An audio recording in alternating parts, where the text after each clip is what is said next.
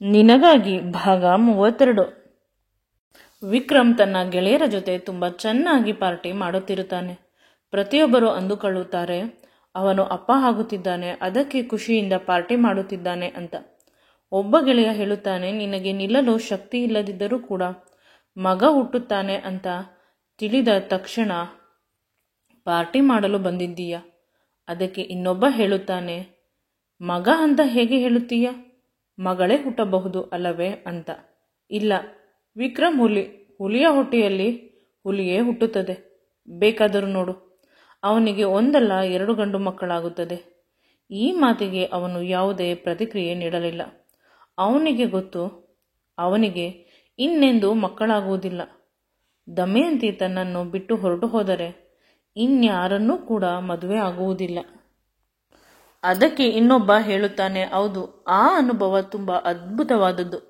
ನನಗೆ ನನ್ನ ಹೆಂಡತಿ ಪ್ರೆಗ್ನೆಂಟ್ ಅಂತ ತಿಳಿದ ತಕ್ಷಣ ನಾನು ಕೂಡ ಇದೇ ರೀತಿ ಮಾಡಿದ್ದೆ. ಆದರೆ ಗೆಳೆಯರ ಜೊತೆ ಪಾರ್ಟಿ ಮಾಡಲಿಲ್ಲ, ಅವಳ ಜೊತೆ ಮಾಡಿದ್ದೆ. ಆಗ ಇನ್ನೊಬ್ಬ ಕೇಳುತ್ತಾನೆ, ನಿನ್ನ ಹೆಂಡತಿ ಪ್ರೆಗ್ನೆಂಟ್ ಆದಾಗ ಕುಡಿಯುತ್ತಿದ್ದಳ ಅಂತ. ಇಲ್ಲ, ಹೆಲ್ದಿ ಡ್ರಿಂಕ್, ಆ್ಯಪಲ್ ಜ್ಯೂಸ್, ಮೋಸಂಬಿ ಜ್ಯೂಸ್, ಈ ರೀತಿಯ ಹಣ್ಣುಗಳ ಜ್ಯೂಸ್ಗಳನ್ನು ಕೊಡಿಸುತ್ತಿದ್ದೆ.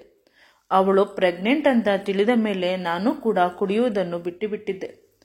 ಅವಳಿಗೆ ಚೆನ್ನಾಗಿ ಡೆಲಿವರಿ ಆಗಲಿ, ಮಗು ಆರೋಗ್ಯವಾಗಿರಲಿ ಅಂತ. ದಿನಕ್ಕೆ 1 ಬಾರಿಯಾದರೂ ನನಗೆ ಕುಡಿಯಲೇಬೇಕು, ಇಲ್ಲವಾದರೆ ಕೈಕಾಲು ಒದರುತ್ತಿತ್ತು. ಈ ರೀತಿ ಸಂಕಲ್ಪ ಮಾಡಿದ ಮೇಲೆ ಎಷ್ಟು ಕೈಕಾಲು ಅದುರಿದರೂ ಕೂಡ ನಾನು ಕುಡಿಯುತ್ತಿರಲಿಲ್ಲ. ಹೀಗೆ ಪ್ರತಿಯೊಬ್ಬರು ಶುರು ಮಾಡುತ್ತಾರೆ. ಅವರುಗಳು ಅವರ ಪ್ರೀತಿಯ ಹೆಂಡತಿಯನ್ನು ಇನ್ನೂ ಎಷ್ಟು ಪ್ರೀತಿಯಿಂದ ನೋಡಿಕೊಳ್ಳುತ್ತಿದ್ದರು ಪ್ರೆಗ್ನೆನ್ಸಿಯಲ್ಲಿ ಅಂತ. ಆಗ ಇವನಿಗೂ ಅನಿಸುತ್ತದೆ, ನಾನು ಕೂಡ ದಮಯಂತಿಯನ್ನು ತುಂಬ ಪ್ರೀತಿಯಿಂದ ನೋಡಿಕೊಳ್ಳಬೇಕು. ನಾನು ಅಲ್ಲದೆ ಇನ್ಯಾರು ನೋಡಿಕೊಳ್ಳುತ್ತಾರೆ ಅವಳಿಗೆ? ಅಪ್ಪ ಅಮ್ಮ ಬೇರೆ ಯಾರೂ ಇಲ್ಲ. ಕೇವಲ ವಿಕ್ಕಿಯನ್ನು ನಂಬಿದರೆ ಸಾಧ್ಯವಿಲ್ಲ. ಆಗ ಪ್ರೀತಿ ಮಾಡುತ್ತಿದ್ದವನು ನನ್ನ ಜೊತೆ ಮದುವೆ ಆದ ಮೇಲೆ ಅವನೇನಾದರೂ ಕೈ ಕೊಟ್ಟರೆ, ಅವನ ಜೊತೆ ಇಷ್ಟು ದಿನ ಇದ್ದೆ, ಈ ಮಗು ನನ್ನದಲ್ಲ ಅಂತ ಅಂದುಬಿಟ್ಟರೆ, ಅವನ ಮನಸ್ಸು ಖುಷಿಯಿಂದ ಕುಣಿತು. ಇಷ್ಟು ವಿಷಯವನ್ನು ಕಲ್ಪನೆ ಮಾಡಿಕೊಂಡು ಒಂದೇ ಒಂದು ಬಾರಿ ಮಗು ನನ್ನದಲ್ಲ, ನೀನು ನನಗೆ ಪ್ರೆಗ್ನೆಂಟ್ ಆಗಿಲ್ಲ ಅಂತ ಹೇಳಿಬಿಟ್ಟಿದ್ದರೆ ಎಷ್ಟು ಚೆನ್ನಾಗಿರುತ್ತದೆ ಅಲ್ಲವೇ?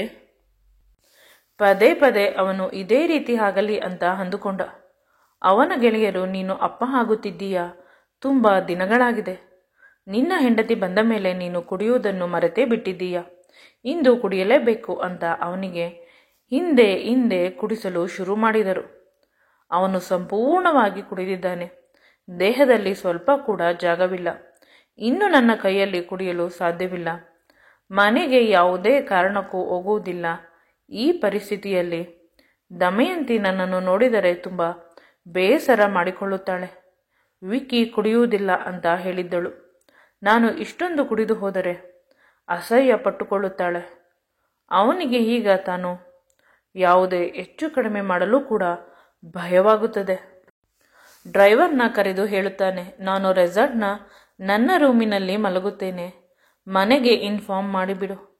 ಮೇಡಮ್ಗೆ ಹೇಳು, ಸರ್ದು ಬಿಸ್ನೆಸ್ ಪಾರ್ಟಿ ಇದೆ, ಅದರಲ್ಲಿ ತುಂಬ ಬ್ಯುಸಿ ಅಂತ, ಆರಾಮವಾಗಿ ಇದ್ದಾರೆ ಅಂತ ಹೇಳು. ಅಷ್ಟು ಮಾತ್ರ ಹೇಳಿ ತನ್ನನ್ನು ನನ್ನ ರೂಮಿಗೆ ಕರೆದುಕೊಂಡು ಹೋಗುವಂತೆ ಕೇಳಿಕೊಳ್ಳುತ್ತಾನೆ ಡ್ರೈವರ್. ಮತ್ತು ಅಲ್ಲೇ ರೆಸಾರ್ಟ್ನ ಇನ್ನೊಂದು 2 ಹುಡುಗರು ವಿಕ್ರಮ್ನನ್ನು ನೋಡಿ ನಿಧಾನವಾಗಿ ಅವನ ರೂಮಿಗೆ ಕರೆದುಕೊಂಡು ಹೋಗುತ್ತಾರೆ.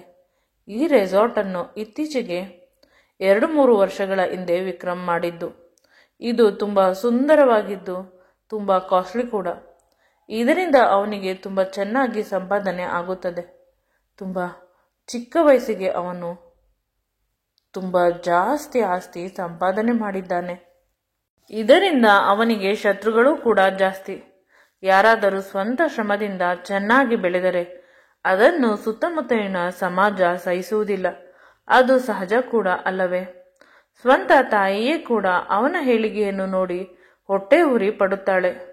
ಅವಳಿಗೆ ಏನಿದ್ದರೂ ಅವಳ ಮೊದಲ ಮಗ ಮಾತ್ರ ತುಂಬ ಚೆನ್ನಾಗಿರಬೇಕು. ನಂತರ ತನ್ನ ಮಗಳು, ಅವಳ ಬದುಕು ಸೆಟಲ್ ಆಗಬೇಕು ಅಷ್ಟೇ. ವಿಕ್ರಮ್ ಹೇಗಿದ್ದರೂ ಪರವಾಗಿಲ್ಲ. ಚಿಕ್ಕಂದಿನಿಂದಲೂ ಕೂಡ ಅವನು ಬೇಡದ ಮಗು. ಅವರ ಅಮ್ಮನ ಪಾಲಿಗೆ ಅವರ ಅಜ್ಜಿ ಮತ್ತು ಅಪ್ಪ ಮಾತ್ರ ತುಂಬ ಪ್ರೀತಿ ಕೊಟ್ಟು ಸಾಕಿದರು. ಅದರ ಜೊತೆಗೆ ಮನೆಯಲ್ಲಿ ಕೆಲಸ ಮಾಡುವ ಶಾಂತಿ. ಸ್ವಂತ ತಾಯಿಯೇ ಮಗುವನ್ನು ದೂರ ತಳ್ಳಿದಾಗ ಶಾಂತಿ ಅವನಿಗೆ ತನ್ನ ಮಡಿಲಿನಲ್ಲಿ ಮಲಗಿಸಿಕೊಳ್ಳುತ್ತಿದ್ದಳು. ತನ್ನ ಮಗುವಿನ ರೀತಿ ನೋಡಿದಳು. ಬದುಕು ಸರಾಗವಾಗಿ ಚೆನ್ನಾಗಿ ನಡೆದುಕೊಂಡು ಹೋಗುತ್ತಿತ್ತು. ದಮಯಂತಿ ಸಿಕ್ಕಿದ ಮೇಲೆ ಕೆಟ್ಟು ಹೋಯಿತು ಅಂತ ಅಂದುಕೊಂಡಿದ್ದ. ಆದರೆ ಪುನಃ ಇಡೀ ಜೀವನದಲ್ಲಿ ಅವನು ನೋಡಿಲ್ಲ ಅಷ್ಟು ಖುಷಿಯನ್ನು 2 ತಿಂಗಳಿನಲ್ಲಿ ನೋಡಿದ್ದ. ಅವನ ಸರ್ವಸ್ವವಾಗಿದ್ದಳು. ಅವಳು ಈಗ ತನ್ನನ್ನು ಬಿಟ್ಟು ಹೊರಟು ಹೋಗುತ್ತಾಳೆ ಅವಳ ಪ್ರಿಯಕರನ ಜೊತೆ ಅನ್ನೋದನ್ನು ನೆನೆಸಿಕೊಂಡು ಸೂಜಿಯಿಂದ ತನ್ನ ಹೃದಯಕ್ಕೆ ಚುಚ್ಚಿದಂತೆ ಆಗುತ್ತಿತ್ತು. ಕಣ್ಣೀರು ಹಾಕುತ್ತಿದ್ದ. ಎಷ್ಟು ಕುಡಿದಿದ್ದರೂ ಕೂಡ, ಎಷ್ಟು ನಶೆ ಬಂದಿದ್ದರೂ ಕೂಡ ದಮಯಂತಿ ತನ್ನನ್ನು ಬಿಟ್ಟು ಹೊರಟು ಹೋಗುತ್ತಾಳೆ ಅನ್ನುವುದನ್ನು ಮಾತ್ರ ಅವನು ಮರೆತಿರಲಿಲ್ಲ. ಪದೇ ಪದೇ ನೆನೆಸಿಕೊಂಡು ಅಳುತ್ತಿದ್ದ. ತನ್ನ ಕಷ್ಟವನ್ನು ಹೇಳಿಕೊಳ್ಳಲು ತನಗೆ ಯಾರೂ ಇಲ್ಲ, ತಾನು ಒಂಟಿ, ತಾನು ನತದೃಷ್ಟ ಅಂತ ತನ್ನನ್ನು ತಾನು ಬೈದುಕೊಂಡ. ಸ್ವಲ್ಪ ಹೊತ್ತಿನಲ್ಲಿ ಬರುತ್ತೇನೆ ಅಂತ ವಿಕ್ರಮ್ ಬೀಗ ಹಾಕಿಕೊಂಡು ಹೋಗಿದ್ದ. ಮನೆಯಲ್ಲಿ ಒಬ್ಬಳೇ ಇದ್ದಾಳೆ. ಈ ಸಂದರ್ಭದಲ್ಲಿ ಅವಳಿಗೆ ಒಂದು ರೀತಿ ಭಯವಾಗುತ್ತಿದೆ. ಇಡೀ ಮನೆಯಲ್ಲಿ ತಾನೊಬ್ಬಳೇ. ಬದುಕು ಇಷ್ಟೊಂದು ಕ್ರೂರವಾಗಿದೆ. ಅತ್ತು ಸಾಕಾಗಿತ್ತು. ಇನ್ನೆಷ್ಟು ಅಳಲು ಸಾಧ್ಯ? ಹೊರಗೆ ಬಂದರೆ ಮನೆಯಲ್ಲಿ ಯಾರೂ ಇಲ್ಲ. ವಿಕ್ರಮ್ಗೆ ಕಾಲ್ ಮಾಡಿದರೆ ಫೋನ್ ಸ್ವಿಚ್ ಆಫ್ ಬಂತು. ನಂತರ ಅಜ್ಜಿಗೆ ಶಾಂತಿಗೆ ಫೋನ್ ಮಾಡಿ ಮನೆಗೆ ಕರೆದಳು. ತಾನು ಒಬ್ಬಳೇ ಇದ್ದೇನೆ, ವಿಕ್ರಮ್ ಹೊರಗೆ ಹೋಗಿದ್ದಾನೆ, ಪ್ಲೀಸ್ ಮನೆಗೆ ಬನ್ನಿ, ನನಗೆ ಭಯವಾಗುತ್ತಿದೆ ಅಂತ ಅವಳು ಫೋನ್ ಮಾಡಿ ಇನ್ನೇನು ಫೋನ್ ಇಡಬೇಕು. ಅಷ್ಟರಲ್ಲಿ ಅವರೇ ಬಂದರು. ಅವಳು ತನಗೆ ಭಯವಾಗುತ್ತಿದೆ ಅನ್ನುವ ಮಾತನ್ನು ಹೇಳಿದ ತಕ್ಷಣ ಅವಳಿಗೆ ಸ್ವಲ್ಪ ಕೂಡ ಕಷ್ಟವಾಗಬಾರದು ಅಂತ ಶಾಂತಿ ಅವಳಿಗೆ ತಿನ್ನಲು ಬಿಸಿ ಬಿಸಿಯಾಗಿ ಅವಲಕ್ಕಿ ಮಾಡಿ ತಂದುಕೊಟ್ಟಳು. ಅವಳೇ ಅವಳ ಕೈಯಾರ ತಿನ್ನಿಸಿದಳು. ಇವಳು ವಿಕ್ರಮ್ ಬಗ್ಗೆ ಕೇಳಿದಳು. ಆಗ ವಿಕ್ರಮ್ ತುಂಬ ಬ್ಯುಸಿ ಇದ್ದಾನೆ ಅಂತ ಅಂದುಕೊಂಡರು. ಅವನ ಫೋನ್ ಸ್ವಿಚ್ ಆಫ್ ಬಂತು. ಅವನ ಡ್ರೈವರ್ಗೆ ಕಾಲ್ ಮಾಡಿದಾಗ ಸರ್ ಇಲ್ಲೇ ರೆಸಾರ್ಟ್ನಲ್ಲಿ ಇದ್ದಾರೆ ಅನ್ನುವ ವಿಷಯ ತಿಳಿಯಿತು. ಅದನ್ನು ದಮಯಂತಿಯ ಬಳಿ ಹೇಳುತ್ತಾರೆ. ವಿಕ್ರಮ್ ರೆಸಾರ್ಟ್ನಲ್ಲೇ ಇಂದು ಇರುತ್ತಾನೆ, ನೀವು ಆರಾಮವಾಗಿ ನಿದ್ರೆ ಮಾಡಬೇಕಂತೆ ಅಂತ ವಿಕ್ರಮ್ನ ಸೆಕ್ರೆಟರಿ ಹೇಳಿದಾಗ ದಮಯಂತಿಗೆ ಬೇಸರವಾಗುತ್ತದೆ. ತನ್ನನ್ನು ಅವಾಯ್ಡ್ ಮಾಡಲು ರೆಸಾರ್ಟ್ನಲ್ಲಿ ಮಲಗುತ್ತಿರುವುದು. ರೆಸಾರ್ಟ್ ಇಲ್ಲಿಂದ 10 ನಿಮಿಷವಾಗುತ್ತದೆ ಅಷ್ಟೆ. ಮನೆಗೆ ಬರಬಹುದಿತ್ತಲ್ಲವೇ, ನಾನು ಅಷ್ಟೊಂದು ತಾತ್ಸಾರ ಆಗಿಬಿಟ್ಟೆ ಅಂತ ಮುಖವನ್ನು ಸಿಂಡರಿಸಿಕೊಂಡು ಕುಳಿತಿದ್ದಳು. ಇದನ್ನು ನೋಡಿದ ಸೂರ್ಯ ಮತ್ತು ಅಜ್ಜಿ, ಹೇಗಿದ್ದರೂ ನಮ್ಮ ರೆಸಾರ್ಟ್ನಲ್ಲಿ ಎಲ್ಲ ಸೌಕರ್ಯಗಳಿವೆ. ವಿಕ್ರಮ್ನ ರೂಮಂತೂ ಸೂಪರ್ ಡಿಲಕ್ಸ್. ಮನೆಯಲ್ಲಿ ಇರುವ ರೂಮ್ಗಿಂತ ತುಂಬ ಚೆನ್ನಾಗಿದೆ. ಅವನು ಆಗಿಂದ ಹಾಗೆ ಅಲ್ಲಿ ಇರಲು ಆ ರೂಮನ್ನು ಚೆನ್ನಾಗಿ ಮಾಡಿಕೊಂಡಿದ್ದಾನೆ. ಅಲ್ಲಿಗೆ ಕಳಿಸೋಣ. ಇಂದು ಅವರು ಕೂಡ ಹನಿಮೂನ್ಗೆ ಎಲ್ಲೂ ಹೋಗಿಲ್ಲ. ಅದಲ್ಲದೆ ಸ್ವಲ್ಪ ಇಬ್ಬರು ಟೈಮ್ ಸ್ಪೆಂಡ್ ಮಾಡಲಿ. ಆಗ ಅಜ್ಜಿ, ಈ ಸಮಯದಲ್ಲಿ ಟೈಮ್ ಸ್ಪೆಂಡ್ ಮಾಡಿದರೆ ಮಗುವಿಗೆ ತೊಂದರೆ ಆಗುವುದಿಲ್ಲವೇ ಅಂತ ಕೇಳುತ್ತಾಳೆ. ಅದು ಅವರಿಬ್ಬರಿಗೂ ಗೊತ್ತಿರುತ್ತದೆ. ಟೈಮ್ ಸ್ಪೆಂಡ್ ಅಂದರೆ ಮನೆಯ ಈ ಸಂತೆಯನ್ನು ಬಿಟ್ಟು ಆರಾಮವಾಗಿ ಇಬ್ಬರೇ ಇದ್ದು ಬರಲಿ ಅನ್ನುವುದು ಅಷ್ಟೇ, ಇನ್ನೇನೂ ಇಲ್ಲ. ಸ್ವಲ್ಪ ಅವನು ಹೆಂಡತಿ ಜೊತೆ ಚೆನ್ನಾಗಿದ್ದರೆ ಇಲ್ಲಿ ನಿನ್ನ ಸೊಸೆ ಮುಖವನ್ನು ಗಂಟು ಹಾಕಿಕೊಳ್ಳುತ್ತಾಳೆ. ಆಗ ಅದು ಕೂಡ ಒಪ್ಪಿಕೊಂಡಳು. ನಾವುಗಳು ಹಿಂದೆ ಮುಂದೆ ಸುತ್ತುತ್ತಿರುತ್ತೇವೆ. ಅವರು ಹೇಳಿಕೊಳ್ಳುವ ಹಾಗೂ ಇಲ್ಲ, ಸುಮ್ಮನೆ ಇರುವ ಹಾಗೂ ಇಲ್ಲ. 1-2 ದಿನ ಇದ್ದು ಬರಲಿ ಬಿಡು. ಅಲ್ಲಿ ಅಡಿಗೆ ಮಾಡುವವರಿಗೆ ನನ್ನ ಫೋನ್ ನಂಬರ್ ಕೊಡು. ಪ್ರತಿ ಬಾರಿ ದಮಯಂತಿಗೆ ಏನಾದರೂ ತಿನ್ನಲು ಕೊಡಬೇಕಾದರೆ ನಾನು ಹೇಳಿದ್ದನ್ನೇ ಕೊಡಬೇಕು. ಆ ರೀತಿ ಮಾಡು ಅಂತ ಅಜ್ಜಿ ಹೇಳಿದಾಗ ಸೂರ್ಯ ಒಪ್ಪಿಕೊಳ್ಳುತ್ತಾನೆ. ನಂತರ ದಮಯಂತಿಯೊಂದಿಗೆ 1-2 ಜೊತೆ ಬಟ್ಟೆಗಳನ್ನು ಪ್ಯಾಕ್ ಮಾಡಿಕೊಂಡು, ನೀನು ರೆಸಾರ್ಟ್ಗೆ ನಡೆಯಮ್ಮ, ನಮ್ಮ ರೆಸಾರ್ಟ್ ನೋಡಿಲ್ಲ, ತೋರಿಸುತ್ತೇನೆ. ವಿಕ್ರಮ್ ಜೊತೆ 2-3 ದಿನಗಳು ಆರಾಮವಾಗಿ ಇದ್ದು ಬಾ. ತಲೆ ಸ್ವಲ್ಪ ಫ್ರೆಶ್ ಆಗುತ್ತದೆ. ಆದರೆ ಹುಷಾರು, ಓಡಾಡಬೇಕಾದಾಗ ಊಟದಲ್ಲೂ ಅಷ್ಟೆ. ನೀನು ಏನು ಕೇಳಿದರೂ ಯಾವ ಹೊತ್ತಲ್ಲಿ ಅದನ್ನು ಮಾಡಿಕೊಡುತ್ತಾರೆ. ದಮಯಂತಿಗೆ ನಿಜವಾಗಲೂ ಖುಷಿಯಾಗುತ್ತದೆ. ಮನೆಯಲ್ಲಿ ಆದರೆ ಸ್ವಲ್ಪ ಟೆನ್ಷನ್ ಇರುತ್ತದೆ. ಅಲ್ಲಿ ಹೋದರೆ ನಾನು ಮುಂದೆ ಯಾವ ನಿರ್ಧಾರ ತೆಗೆದುಕೊಳ್ಳಬೇಕು ಅನ್ನುವುದು ಗೊತ್ತಾಗುತ್ತದೆ. ವಿಕ್ರಮ್ನ ಮನಸ್ಸಿನಲ್ಲಿ ಏನಿದೆ ಅನ್ನೋದು ಕೂಡ ತಿಳಿಯುತ್ತದೆ. ಇದು ಸರಿಯಾದ ಐಡಿಯಾ ಅಂತ ಅಂದುಕೊಂಡು ಬಟ್ಟೆಗಳನ್ನು 5 ನಿಮಿಷದಲ್ಲಿ ಪ್ಯಾಕ್ ಮಾಡುತ್ತಾಳೆ. ಆಗ ಸೂರ್ಯ ಮನಸ್ಸಿನಲ್ಲಿ ನಗುತ್ತಾನೆ. ಗಂಡನನ್ನು ನೋಡಬೇಕು ಅಂತ ಎಷ್ಟು ಆತುರ. ಇವಳನ್ನು ಬಿಟ್ಟು ಹೋಗಿ ಸ್ವಲ್ಪ ಗಂಟೆಗಳು ಆಗಿರಬೇಕು ಅಷ್ಟೆ. ಆದರೆ ನನ್ನ ಹೆಂಡತಿ ನಾನು ತಿಂಗಳುಗಟ್ಟಲೆ ಬೇರೆ ಊರಿಗೆ ಹೋದರೂ ಕೂಡ ಒಂದು ಫೋನ್ ಕೂಡ ಮಾಡುವುದಿಲ್ಲ. ಮನೆಗೆ ಬಂದರೂ ಕೂಡ ಈಗ ಬಂದೀಯಾ ಅಂತ ಕೇಳಲು ಕೂಡ ಸಿಗುವುದಿಲ್ಲ. ನನ್ನ ಮಗ ನಿಜವಾಗಲೂ ಅದೃಷ್ಟವಂತ. ಕೊನೆ ಪಕ್ಷ ಆ ದೇವರು ಅವನಿಗಾದರೂ ಒಳ್ಳೆಯದು ಮಾಡಿದನು ಅಂತ ಮನಸ್ಸಿನಲ್ಲಿ ದೇವರಿಗೆ ಧನ್ಯವಾದ ಹೇಳುತ್ತಾನೆ. ಅವಳು ಹೋಗುವುದು 1-2 ದಿನವಾದರೂ ಅಜ್ಜಿ ಶಾಂತಿ ವಿಧ ವಿಧವಾದ ಡ್ರೈ ಫ್ರೂಟ್ಸ್ಗಳನ್ನು, ಹಣ್ಣುಗಳನ್ನು, ಜ್ಯೂಸ್ಗಳನ್ನು ಮಾಡಿ ಕಳಿಸಿದರು. ಅವಳಿಗೆ ಚಳಿಯಿಂದ ಬೆಚ್ಚನೆಯ ಶಾಲನ್ನು ಅಜ್ಜಿ ಒದ್ದಿಸಿದರು. ಅವಳಿಗೆ ದೃಷ್ಟಿ ಆಗದೇ ಇರಲಿ ಅಂತ ಅವಳ ಕಾಲಿಗೆ ಕಪ್ಪು ದಾರವನ್ನು ಶಾಂತಿ ಕಟ್ಟಿದಳು. ಅದು ಎಷ್ಟೇ ಆದರೂ ರೆಸಾರ್ಟ್. ಅಲ್ಲಿ ಏನಾದರೂ ತಿನ್ನುವುದಕ್ಕಿಂತ ಮುಂಚೆ ಮೊದಲ ತುತ್ತನ್ನು ಎತ್ತಿ ಇಡು, ಆನಂತರ ಊಟ ಮಾಡು. ಆಗ ಏನೂ ತೊಂದರೆ ಆಗುವುದಿಲ್ಲ ಅಂತ ಅಜ್ಜಿ ಅವಳ ತಲೆಯನ್ನು ಸವರುತ್ತಾ ಹೇಳಿದಳು. ಹುಷಾರು ಮಗು, ನಿನ್ನ ಮೇಲೆ, ನಿನ್ನ ಹೊಟ್ಟೆಯಲ್ಲಿರುವ ಮಗುವ ಮೇಲೆ ನನ್ನ ಪ್ರಾಣ ಇದೆ, ನೆನಪಿರಲಿ ಅಂತ ಹೇಳಿದಳು. ಅವಳು ಅಜ್ಜಿಯ ಕಾಲಿಗೆ ಬೀಳಲು ಹೋದಳು. ಆದರೆ ಈ ಸಮಯದಲ್ಲಿ ಕೆಳಗೆ ಬಗ್ಗಬೇಡ, ನನ್ನ ಆಶೀರ್ವಾದ ನಿನ್ನ ಮೇಲೆ ಯಾವಾಗಲೂ ಇರುತ್ತದೆ, ನೀನು ಆರಾಮವಾಗಿ ಹೋಗಿ ಬಾ ಅಂತ ಹೇಳಿದಳು. ಅಜ್ಜಿ ಅವಳ ಮಗ ಸೂರ್ಯನಿಗೆ ಹೇಳಿದಳು, ನಿಧಾನವಾಗಿ ಮಗುವನ್ನು ಕರೆದುಕೊಂಡು ಹೋಗಿ ಬಿಟ್ಟು ಬಾ, ಅವನಿಗೆ ಬುದ್ಧಿ ಹೇಳು, ಅವಳನ್ನು ಚೆನ್ನಾಗಿ ನೋಡಿಕೊಳ್ಳಬೇಕು ಅಂತ. ಆಯಿತು ಅಮ್ಮ ಅಂತ ಹೇಳಿ ಸೂರ್ಯ ಕರೆದುಕೊಂಡು ಹೋದ. ದಾರಿ ಉದ್ದಕ್ಕೂ ಇವಳಿಗೆ ಒಂದು ರೀತಿಯ ಎಕ್ಸೈಟ್ಮೆಂಟ್. ಈ ಸಮಸ್ಯೆಗೆ ಒಂದು ಸರಿಯಾದ ಉತ್ತರ ಸಿಗುತ್ತದೆ, ನನಗಂತೂ ಏನು ಮಾಡಬೇಕು ಅಂತ ತಿಳಿಯುತ್ತಿಲ್ಲ. ಆಗ ಸೂರ್ಯ ವಿಕ್ರಮ್ನ ಅಮ್ಮ ವಿಕ್ರಮ್ನನ್ನು ಹೊಟ್ಟೆಯಲ್ಲಿ ಹೊತ್ತುಕೊಂಡಿದ್ದಾಗ ಇದ್ದ ಕಥೆಯನ್ನು ಹೇಳುತ್ತಿದ್ದರು. ಅವಳಿಗೆ ಆ ಮಗು ತುಂಬ ಅಪಶಕುನ ಅಂತ ಯಾರೋ ಜ್ಯೋತಿಷಿ ಹೇಳಿದರು. ಆ ಮಾತನ್ನು ನಂಬಿಕೊಂಡು ಆ ಮಗು ಬೇಡ ಅಂತ ಅಬಾರ್ಷನ್ ಮಾಡಿಸಲು ಹೋದರೆ ಡಾಕ್ಟರ್ ಸಮಯ ಆಗಿ ಹೋಗಿದೆ, ಈಗ ಮಾಡಿಸಿದರೆ ನಿಮಗೆ ತೊಂದರೆ ಆಗುತ್ತದೆ, ಮಾಡಿಸುವ ಅವಶ್ಯಕತೆ ಏನಿದೆ, ಒಂದೇ ಮಗು ಅಲ್ಲವೇ ಇರುವುದು, ಅಷ್ಟೊಂದು ಆಸ್ತಿ ಸಂಪಾದನೆ ಮಾಡಿದ್ದಾನೆ ಸೂರ್ಯ. ಅವರು ನಮ್ಮ ಫ್ಯಾಮಿಲಿ ಡಾಕ್ಟರ್ ಆಗಿದ್ದರಿಂದ ಅಬಾರ್ಷನ್ ಮಾಡಲಿಲ್ಲ. ನಂತರ ಅವರ ಪ್ರತಿ ಫ್ರೆಂಡ್ಸ್ಗೂ ನಿನ್ನ ಅತ್ತೆಯ ಫೋಟೋವನ್ನು ಕಳಿಸಿ, ಇವರೇನಾದರೂ ಅಬಾರ್ಷನ್ ಮಾಡಿಸಬೇಕು ಅಂತ ಬಂದರೆ ಎಂಕರೇಜ್ ಮಾಡಬೇಡಿ, ಈ ಮಗು ಬೇಕು ಸೂರ್ಯನಿಗೆ, ಒಬ್ಬನೇ ಮಗ ಇರುವುದು ಅಂತ ಹೇಳಿದರು. ಅದರಿಂದ ವಿಕ್ರಮ್ ಹೊಟ್ಟೆಯಲ್ಲೇ ಉಳಿದ.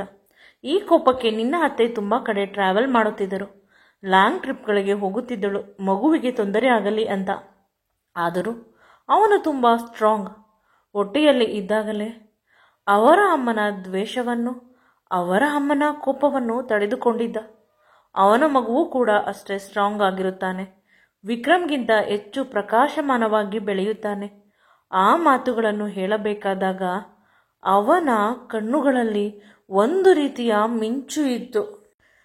ಈಗ ಇವಳಿಗೆ ಇನ್ನೂ ಭಯವಾಯಿತು. ಕೇವಲ ವಿಕ್ರಮ್ನನ್ನು ಅಲ್ಲ, ಅವರ ಪೂರ್ತಿ ಮನೆಯವರ ಜೊತೆ ನಾನು ಮಾತನಾಡಬೇಕು.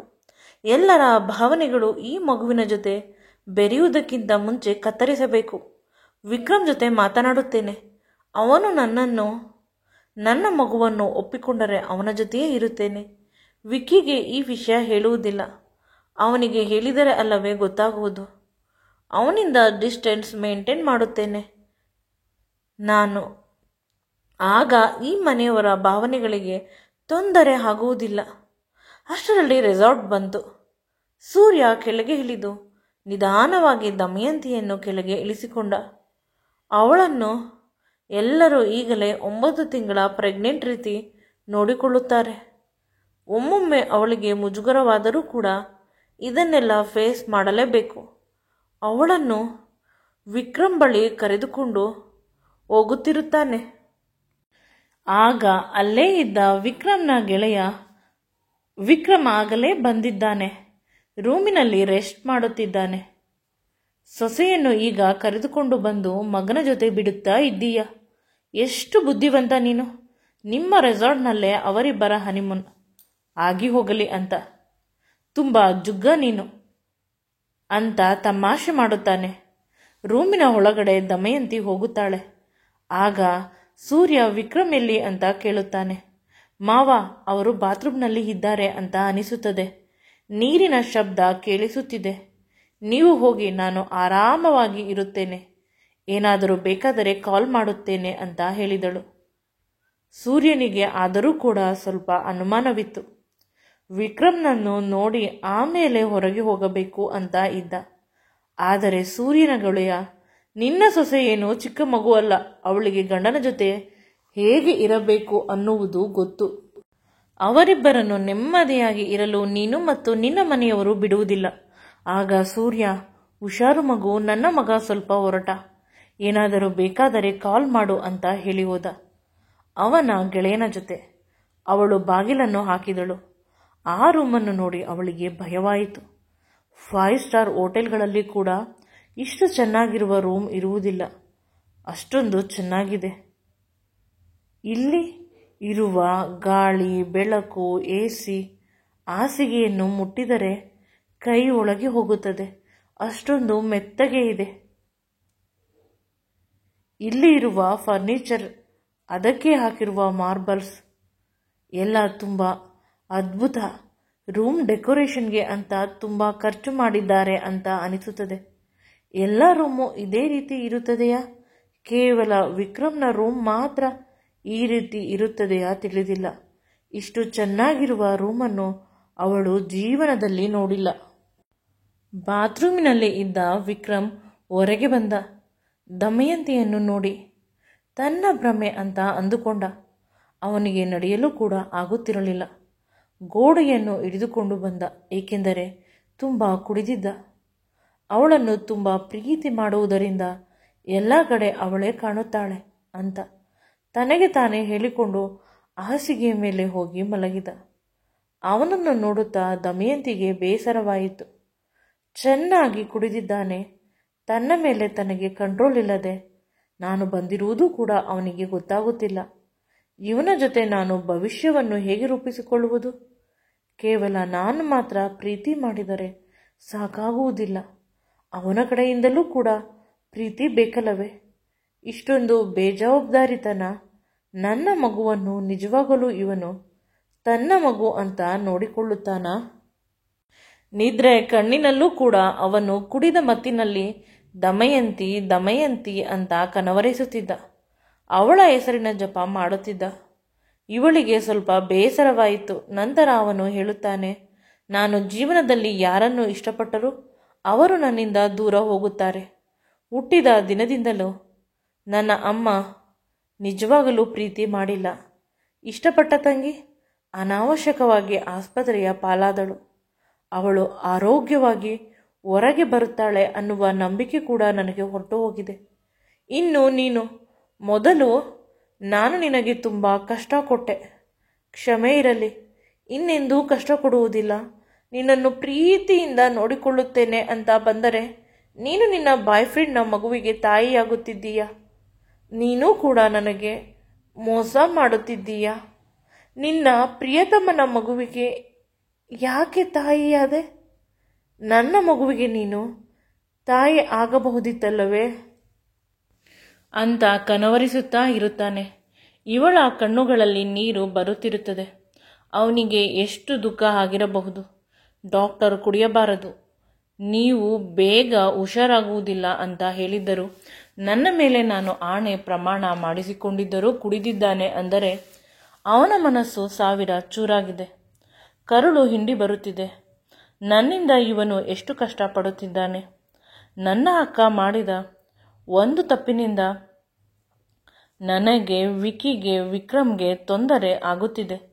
ವಿಕ್ರಮ್ ನನ್ನ ಭಾವ ಆಗಿದ್ದರೆ ವಿಕಿಯನ್ನು ನಾನು ಆರಾಮವಾಗಿ ಮದುವೆ ಆಗುತ್ತಿದ್ದೆ. ಆ ಮಾತನ್ನು ನೆನೆಸಿಕೊಂಡು ಅವಳಿಗೆ ಏನೋ ಅಷ್ಟೊಂದು ಖುಷಿಯಾಗಿಲ್ಲ. ಏಕೆಂದರೆ ಅವಳು ವಿಕ್ರಮ್ನನ್ನು ಮದುವೆ ಆಗಿದ್ದು ಸರಿ ಅಂತ ತುಂಬ ಸಲ ಅಂದುಕೊಂಡಿದ್ದಳು. ಆದರೆ ಈಗ ಮಗುವಿನ ವಿಷಯ ಬಂದಿದ್ದರಿಂದ ಅವಳಿಗೆ ದುಃಖವಾಗುತ್ತಿದೆ. ಅನ್ಯಾಯವಾಗಿ ಮೊದಲೇ ನೋವಿನಲ್ಲಿ ಇರುವ ವಿಕ್ರಮ್ಗೆ ನಾನು ಇನ್ನೂ ನೋವು ಮಾಡಿದೆ. ಗಾಯದ ಮೇಲೆ ಬರೆ ಎಳೆದಂತೆ. ಅದನ್ನು ನಾನೇ ಸರಿ ಮಾಡಬೇಕು. ಆದರೆ ಹೇಗೆ ಅಂತ ಯೋಚಿಸುತ್ತಿದ್ದಳು. ಸಡನ್ ಆಗಿ ಅವನ ಕೈಯನ್ನು ಅವಳ ಕೈಯ ಮೇಲೆ ಇಟ್ಟ. ಈ ಕೈ ನನ್ನದು. ಇದನ್ನು ಜೀವನ ಪರ್ಯಂತ ಬಿಡುವುದಿಲ್ಲ. ನನಗೆ ಬೇಕು ಅಂತ ಕಣ್ಣು ಮುಚ್ಚಿಕೊಂಡೇ ಹೇಳುತ್ತಿದ್ದ. ಅವನ ಕಣ್ಣುಗಳಿಂದ ನೀರು ಬರುತ್ತಿತ್ತು. ಮದುವೆಯಾಗಿ 2 ತಿಂಗಳಾಗಿದ್ದರೂ ನಮ್ಮಿಬ್ಬರ ಮಧ್ಯೆ ಒಂದು ಬಾರಿ ಕೂಡ ದೈಹಿಕ ಕ್ರಿಯೆ ನಡೆದಿಲ್ಲ. ನೀನು ಬಿಟ್ಟಿಲ್ಲ. ಪ್ರತಿ ಬಾರಿ ನನ್ನಿಂದ ದೂರ ಹೋಗುತ್ತಿದ್ದೆ ದಮಯಂತಿ. ಆದರೆ ವಿಕಿಯ ಜೊತೆ ಮದುವೆಗಿಂತ ಮುಂದೆ ಸಂಬಂಧವನ್ನು ಹೇಗೆ ಇಟ್ಟುಕೊಂಡೆ? ಅವನ ಜೊತೆ ದೈಹಿಕವಾಗಿ ಎಲ್ಲ ಕ್ರಿಯೆ ಆದ ನಂತರ ನನ್ನ ಜೊತೆ ಮದುವೆ ಆಗಿದ್ದು ನೀನು. ಹೇಗೆ ಮಾಡಿದೆ? ನಿನ್ನ ಪ್ರಿಯತಮನಿಗೆ ನಿನ್ನನ್ನು ನೀನು ಸಂಪೂರ್ಣವಾಗಿ ಅರ್ಪಿಸಿಕೊಂಡು ನನ್ನ ಜೊತೆ ಸಪ್ತಪದಿ ಹೇಗೆ ತುಳಿದೆ? ಈ ಕೈ ನನ್ನ ಕೈಯಲ್ಲಿ ಹೇಗೆ ಇಟ್ಟೆ? ನನ್ನ ಬದುಕಿನಲ್ಲಿ ಬರುವ ಪ್ರತಿ ಹೆಂಗಸರು ನನಗೆ ಮೋಸ ಮಾಡುತ್ತಾರೆ. ನಾನು ಅವರನ್ನು ಪ್ರೀತಿಸಿದರೂ ಪ್ರೀತಿಸಿಲ್ಲವಾದರೂ. ಆ ಸ್ಮಿತಾ ಕೂಡ ನಾನು ದೊಡ್ಡ ಹೀರೋಯಿನ್, ನಾನು ಅವಳ ಹಿಂದೆ ಹೋಗುತ್ತೇನೆ ಅಂತ ತುಂಬ ಕಷ್ಟಪಟ್ಟಳು. ಆದರೆ ನಾನು ಅವಳ ಹಿಂದೆ ಹೋಗಿಲ್ಲ. ಆ ಕೋಪಕ್ಕೆ ನನ್ನನ್ನು ಅವಳ ಬೆಡ್ರೂಮ್ಗೆ ಬರುವಂತೆ ಮಾಡಿ ಪ್ರೆಸ್ರವರನ್ನು ಬರ ಹೇಳಿದಳು. ನಂತರ ನಾವಿಬ್ಬರು ಡೇಟ್ ಮಾಡುತ್ತಿದ್ದೇವೆ ಅನ್ನುವ ವಿಷಯ ವೈರಲ್ ಆಗಿಬಿಟ್ಟಿತ್ತು. ಅವಳಿಗೆ ಹಿಡಿದುಕೊಂಡು ಚೆನ್ನಾಗಿ ಜಾಡಿಸಿದೆ. ನಂತರ ಎಲ್ಲರ ಎದುರು ಸತ್ಯ ಒಪ್ಪಿಕೊಂಡಳು. ಎಂದೂ ಕೂಡ ನಾನು ಅವಳನ್ನು ಪ್ರೀತಿಸಿಲ್ಲ. ಆ ದೃಷ್ಟಿಯಿಂದ ನೋಡಿಲ್ಲ. ಅವಳೇ ನನ್ನನ್ನು ಬಿಟ್ಟಿಲ್ಲ. ನನ್ನ ಜೊತೆ ಇರಬೇಕು ಅಂತ ಅಷ್ಟೊಂದು ಆಸೆಪಟ್ಟಳು. ಆದರೆ ನಿನ್ನನ್ನು ನಾನು ನನ್ನ ತಲೆ ಮೇಲೆ ಇಟ್ಟುಕೊಂಡಿದ್ದೆ. ನನ್ನ ಪ್ರೀತಿಯನ್ನು ತಿರಸ್ಕರಿಸಿ ನಿನ್ನ ಬಾಯ್ ಫ್ರೆಂಡ್ ಜೊತೆ ಹೋಗುತ್ತಿದ್ದೀಯಾ, ಅವನ ಮಗುವಿನ ತಾಯಿಯಾಗಿ. ಈ ಮಾತುಗಳಿಂದ ದಮಯಂತಿಗೆ ನೋವಾಯಿತು. ಆದರೆ ಕೊನೆ ಪಕ್ಷ ಅವನು ಕುಡಿದ ಸಮಯದಲ್ಲಾದರೂ ಅವನ ಮನಸ್ಸಿನಲ್ಲಿ ಇರುವ ದುಃಖವನ್ನು ಹೊರಹಾಕುತ್ತಿದ್ದಾನೆ ಅಂತ ಅವಳು ಸಮಾಧಾನ ಪಟ್ಟುಕೊಂಡಳು. ಅವಳು ಅವನ ಕೆನ್ನೆಯ ಮೇಲೆ ಮೆತ್ತಗೆ ಹೊಡೆಯುತ್ತಿದ್ದಾಳೆ. ವಿಕ್ರಮ್, ವಿಕ್ರಮ್, ನಾನು ನಿಮ್ಮ ಜೊತೆ ಶಾಶ್ವತವಾಗಿ ಇರುತ್ತೇನೆ. ನೀವು ನನ್ನನ್ನು, ನನ್ನ ಮಗುವನ್ನು ಇಟ್ಟುಕೊಳ್ಳುತ್ತೀರಾ? ಪ್ಲೀಸ್ ಮೇಲೆ ಹೇಳಿ. ನಾನು ನಿಮ್ಮ ಜೊತೆ ತುಂಬ ಅನುಮಾನಗಳನ್ನು ಕ್ಲಿಯರ್ ಮಾಡಿಕೊಳ್ಳಬೇಕು. ನಿಮ್ಮಿಂದ ದೂರವಾಗಲು ಇಷ್ಟವಿಲ್ಲ. ಇವಳು ಏನು ಹೇಳಿದರೂ ಕೂಡ ಅವನಿಗೆ ಅರ್ಥವಾಗುವುದಿಲ್ಲ. ಅದನ್ನು ಅರ್ಥ ಮಾಡಿಕೊಳ್ಳುವ ಪರಿಸ್ಥಿತಿಯಲ್ಲೂ ಕೂಡ ವಿಕ್ರಮ್ ಇಲ್ಲ. ಇವನ ನೋವನ್ನು ಹೇಳಿಕೊಂಡ. ಅವಳಿಗೂ ಕೂಡ ತನ್ನ ಕಷ್ಟವನ್ನು ಹೇಳಿಕೊಳ್ಳಬೇಕು ಅಂತ ಅನಿಸುತ್ತದೆ. ತುಂಬ ಪರದಾಡುತ್ತಿದ್ದಾಳೆ. ಆದರೆ ಅವನಿಗೆ ಎಚ್ಚರವಾಗುತ್ತಿಲ್ಲ. ಇವಳಿಗೆ ಏನು ಮಾಡಬೇಕು ಅಂತ ತಿಳಿಯುತ್ತಿಲ್ಲ. ಅವಳ ಸ್ಪರ್ಶಕ್ಕೆ ಅವಳು ಅಲ್ಲೇ ಇದ್ದಾಳೆ ಅನ್ನುವ ಭಾವನೆ ವಿಕ್ರಮ್ನ ಮನಸ್ಸಿಗೆ ಬರುತ್ತಿದೆ. ಹಾಸಿಗೆ ಮೇಲೆ ಮಲಗಿದ್ದವನು ನಿಧಾನವಾಗಿ ಅವನ ತಲೆಯನ್ನು ಅವಳ ತೊಡೆಯ ಮೇಲೆ ಇಟ್ಟು ಮಲಗಿದನು.